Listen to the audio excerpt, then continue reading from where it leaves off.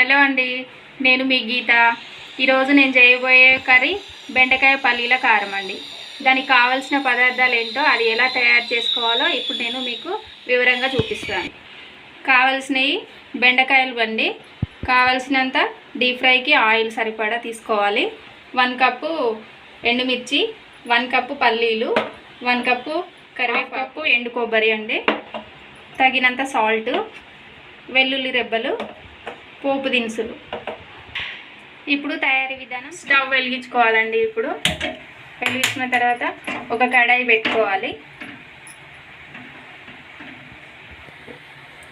Oil పోసుకోవాలండి. Deep ఫ్రైకి సరిపడేంత, అంటే బెండకాయలు ఎన్ని ఉన్నాయో చూసుకొని దానికి సరిపడా ఆయిల్ అనేది మనం వేసుకోవాలి. ఇప్పుడు నూనె వేడెక్కిందండి. ఇప్పుడు బెండకాయ ముక్కలు వేసుకొని మనం డీప్ ఫ్రై చేసుకున్నాము.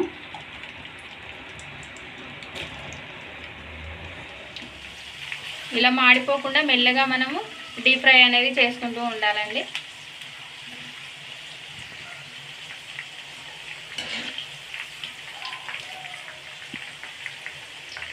ఇలా ఇంకా బ్రౌన్ కలర్ వచ్చేలాగా వేయించుకోవాలండి ఇంకా కాసేపు. ఓకే అండి, బెండకాయలు అన్నీ వేపుకోవడం అయిపోయింది. అన్నీ ఈ కలర్లో వచ్చేలాగా మనం వేయించుకోవాలి. ఇప్పుడు స్టవ్ ఆఫ్ చేసుకుందాము. ఇప్పుడు మనం ఒక మిక్సీ జార్ ఇలాంటివి తీసుకోవాలండి. తీసుకున్న తర్వాత ఇందులో మనం ఎండుమిర్చి వేసుకోవాలి. కొంచెం సాల్ట్ కూడా వేసుకుందాము. వేసుకొని ఇప్పుడు ఇది మనం మిక్సీ పట్టుకోవాలండి. ఇప్పుడు కొన్ని వెల్లుల్లి రెబ్బలు వేసుకొని మరొకసారి మిక్సీ పట్టుకొని తిప్పుదాం. ఇప్పుడు ఈ విధంగా అంతా మనం మిక్సీ పట్టుకుంటే ఇలా వస్తుందండి. ఇదంతా మళ్ళీ మీకు చూపిస్తాయి ఇలా చేసుకోవాలన్నా. ఇప్పుడు పోపు కోసము స్టవ్ వెలిగించుకొని కడాయి పెట్టి, నేను పోపుకి అయితే ఈ బెండకాయలు వేయించుకున్న నూనెనే వేస్తున్నా అండి, ఎందుకంటే అది వేస్ట్ కాకుండా.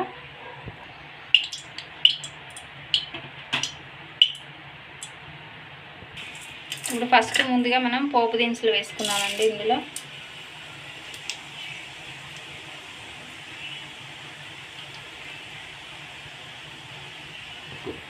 తర్వాత పల్లీలు వేసుకుంటున్నామండి,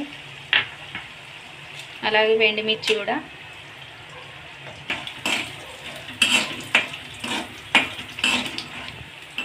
ఇలా మెల్లగా డీప్ ఫ్రై అనేది చేసుకుంటూ ఉండాలండి. పోపు దినుసులు అయితే ఏవైతే ఉన్నాయో అవి మాడిపోకుండా. ఇప్పుడు మనం మిక్సీ పట్టుకున్న ఈ ఎండుమిరపకాయల పౌడర్ని మనం ఇందులో వేసుకుందామండి. పోపులో వేసుకొని ఒక 2 నిమిషాలు అనేది కలుపుకోవాలి మాడిపోకుండా. ఇలా కలుపుకున్నాక కరివేపాకు, వెల్లుల్లి రెమ్మలు అనేది ఇందులో వేసుకొని మరొకసారి మళ్ళీ కలుపుకోవాలి. ఇప్పుడు మనం కొబ్బరి పొడిని వేసుకుందామండి. ముందుగా వేసుకోకూడదు, ఎందుకంటే మాడిపోతుంది కాబట్టి.